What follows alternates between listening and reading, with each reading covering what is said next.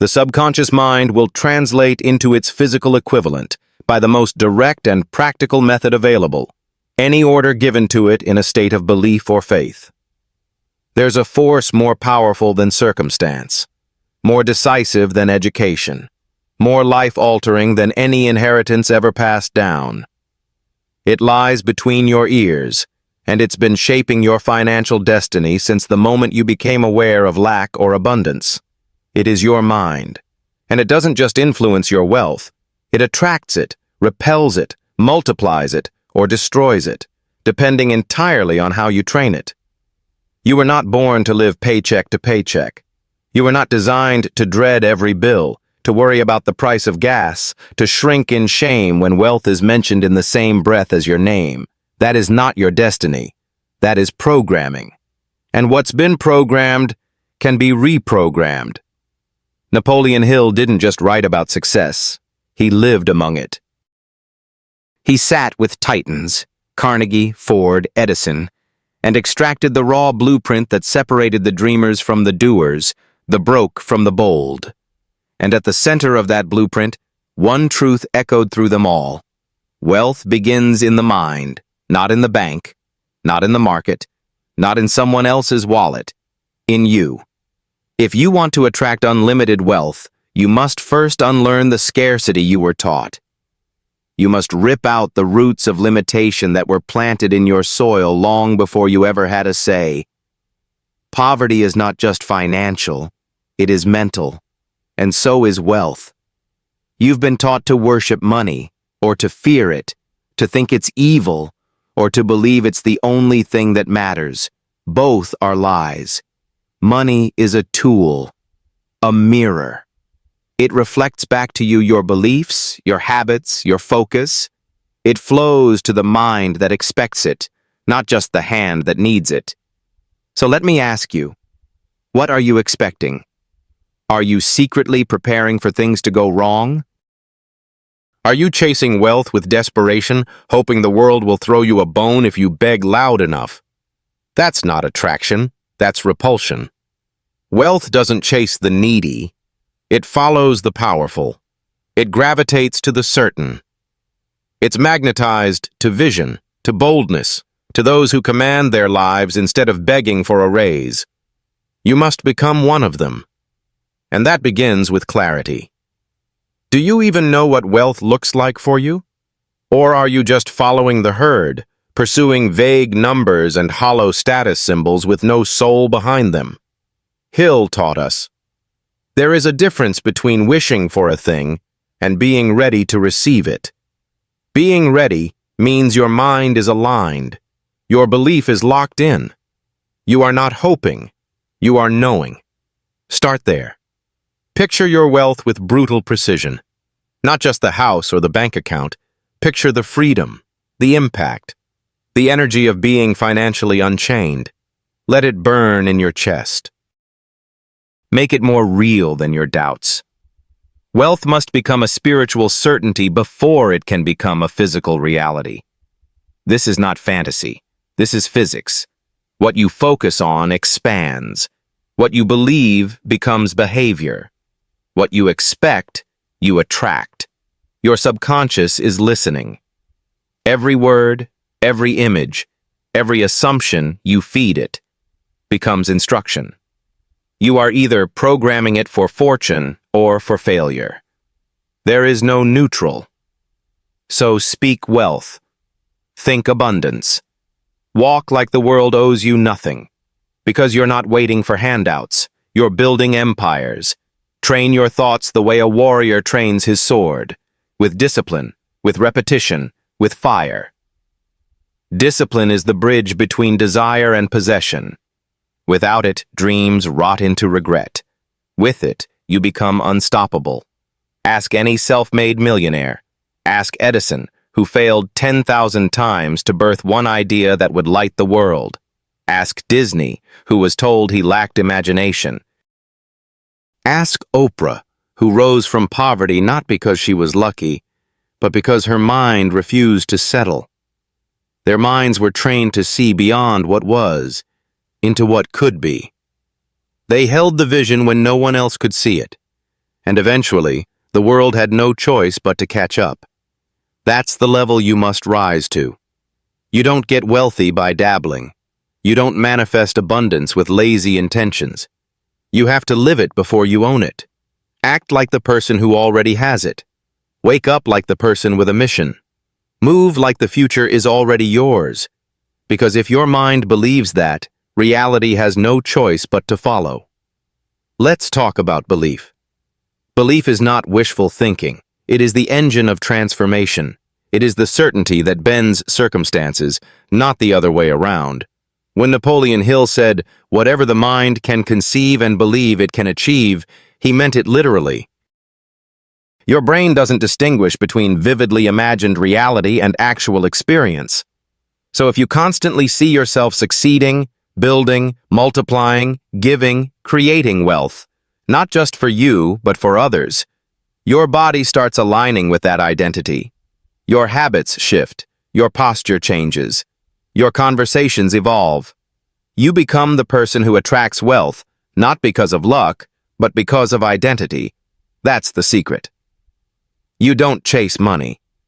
You become the kind of person to whom money flows, and becoming that person requires purpose. Why do you want wealth? If it's just for toys or status, your motivation will rot in the first storm. But if it's rooted in mission, to create, to elevate, to free others, then you tap into something deeper than willpower. You tap into spiritual force. Carnegie didn't build steel just to get rich. He did it to revolutionize industry. Ford didn't mass-produce cars for a paycheck. He wanted to democratize freedom of movement. Purpose makes you magnetic. Purpose gives wealth a why. And the world responds to those who are on fire with reason. Your wealth will never exceed your vision. So grow it, stretch it, drown your doubts in detail, and then act. Because all the vision in the world is useless without movement. The mind is the command center, but the body is the executor. Too many people are stuck in the waiting room of life, waiting for permission, waiting for the economy to change, waiting for confidence to magically appear. But confidence doesn't come before action. It's built through action. Wealth doesn't come to the hesitant. It comes to the movers. Move even when you're unsure. Move even when it's uncomfortable.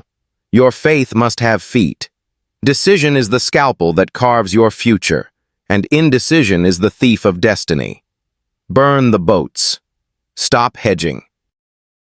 Stop planning to fail with just-in-case options. If you truly commit, the universe aligns, doors open, people appear. Ideas click, but only after you take the leap. Leap.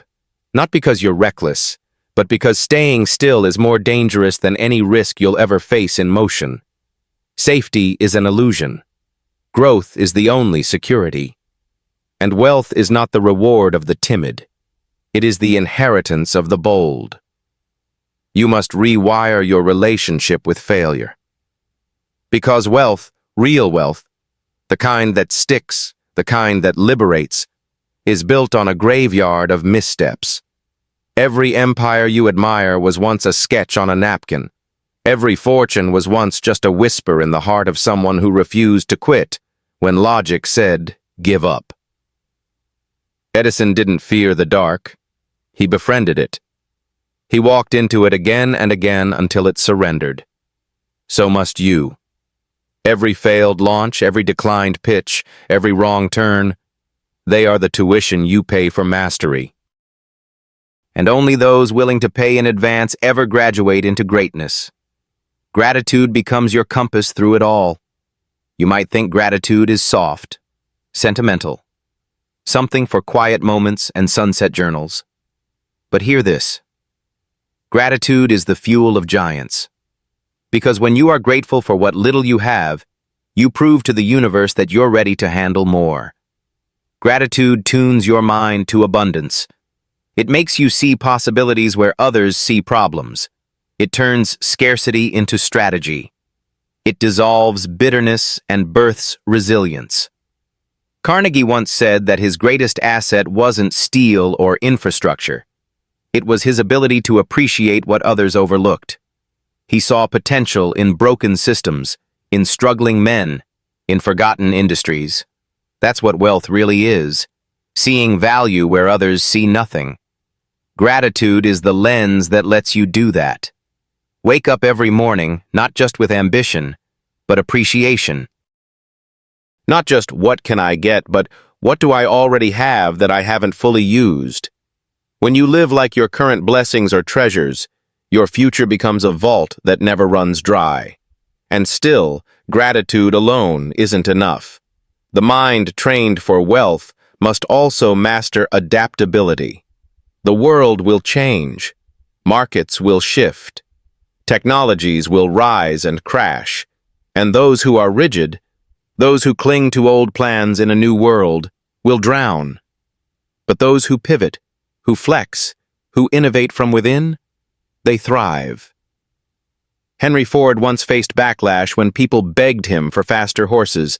He didn't listen. He listened to vision. And when others clung to the known, he birthed the next. If your plan fails, don't burn the dream. Rewrite the method. The wealth-minded don't mourn the past. They mine it for clues. Adaptability isn't weakness. It's evolution. And in a game as fluid as fortune, evolution isn't optional. It's everything. Then comes resilience. The steel spine behind the golden vision. There will be days when it looks like none of it is working. Days when clients vanish, when ideas flop, when doubt slithers into your bloodstream. And on those days, the average retreat. But not you, because your wealth is not built on moods. It is built on principles. You persist not because it feels good, but because it is right. You keep showing up not because it's easy, but because your destiny demands it. You carry on because you've already decided, this life, this mission, this wealth, it's already yours. The timeline is irrelevant. The outcome is inevitable. Hill called this definiteness of purpose. It's not a wish. It's a war cry. When you have it, the obstacles shrink. The delays become detours. And the world, confused, chaotic, noisy as it is, can no longer distract you from the direction you've chosen. You become a force of nature, and nature always finds a way. But even the strongest must be learners. Because wealth is a living thing, it rewards the curious, the humble, the eternally growing. Read, listen, reflect, test your assumptions, destroy your ego. The market is not obligated to reward you for your passion. It rewards you for value, and value increases with knowledge. Andrew Carnegie didn't just build a fortune, he built libraries, because he knew those who outlearn eventually out-earn. If you're not reading, listening, challenging your thinking, you are decaying. Stagnation is the first stage of decline. Let your mind be your greatest investment, not just once, but every day. Treat learning like oxygen. Breathe in new perspectives. Expand your mental net worth, and your financial net worth will follow. And still, remember this: all the knowledge, all the discipline, all the strategy means nothing without alignment. Your actions must agree with your ambitions. You cannot say you want wealth while spending like a victim. You cannot dream of millions while living like a shadow. Your habits are louder than your hopes. What you do daily reveals what you really believe is possible for you. Audit your life ruthlessly. Is your environment feeding your fire or putting it out? Are the people around you expanding your vision or shrinking it to fit their comfort? You don't owe anyone your stagnation. This is not the time to shrink. This is not the season to apologize for desiring more. The world needs people who own their fire, who build businesses that uplift, who create wealth that frees others, who rise so others may rise with them. You are that person. And no, not because of motivation or luck or some magical gift you were born with. but because you are willing to train your mind, to master your thoughts. To align your daily behavior with the identity of someone who attracts unlimited wealth, not as a fantasy, but as a reality you are building brick by brick, thought by thought, day by day. This is your inheritance. This is your calling. This is your time. You've been told to wait. Wait for the degree. Wait for the credentials. Wait for someone to notice you. Wait for a perfect market. Wait for the fear to subside. Wait for clarity, for permission, for signs in the sky. But you weren't born to wait. You were born to move, to build, to ignite. Because the truth is, the world doesn't reward potential. It rewards execution. It doesn't respond to wishes. It answers conviction. And the wealth you seek, it's not hiding. It's waiting for you to become the version of yourself who can handle it. And that version is forged in fire, in the late nights of relentless work, in the rejections that don't break you, in the doubts that get drowned out by discipline. In the silence of early mornings when your vision is the only thing that's real, that's where wealth is born. That's where legacy begins. Do you think the giants of history got lucky? Andrew Carnegie started as a poor immigrant working in a cotton factory. Walt Disney filed for bankruptcy before he ever drew a mouse. Oprah Winfrey was born into poverty and told she'd never belong on television. Yet every single one of them refused to live on borrowed beliefs. They trained their minds to expect wealth, to see it, to feel it, to attract it, not by force, but by identity. Because when your internal state becomes a fortress of clarity, abundance rushes in. Not as an accident, but as a natural consequence. You won't have to chase it. You'll become it. That's the shift. Not, how do I get rich? But how do I become the kind of person wealth is drawn to? Start there.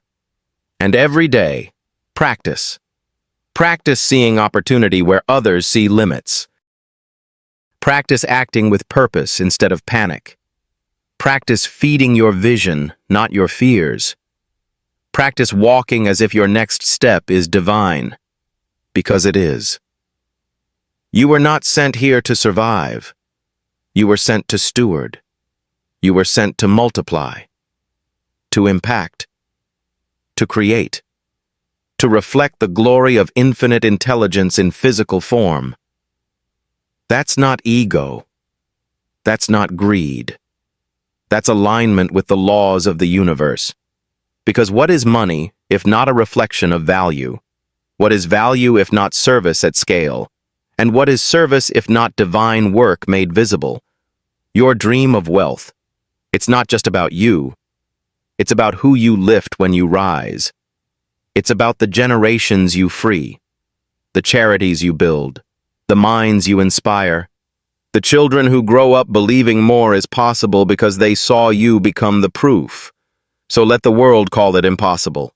Let them call it risky, unrealistic, too bold, too much. Let them whisper while you build.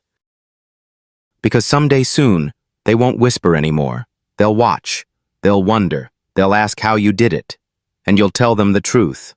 I trained my mind. I walked in faith. I acted as if my success was already written. And it was. So now, go. Wake up the warrior within. Speak like someone who owns their life. Walk like your vision is already built. Think like every thought is a seed. Because it is. No more wishing. No more waiting. From this day forward, act as if wealth is yours. Act as if success is natural. Act as if abundance is your birthright. Act as if you were sent here to lead. Act as if God is within you, because He is. And when your mind knows that truth, the world will have no choice but to reflect it. Now rise. To pair with this script,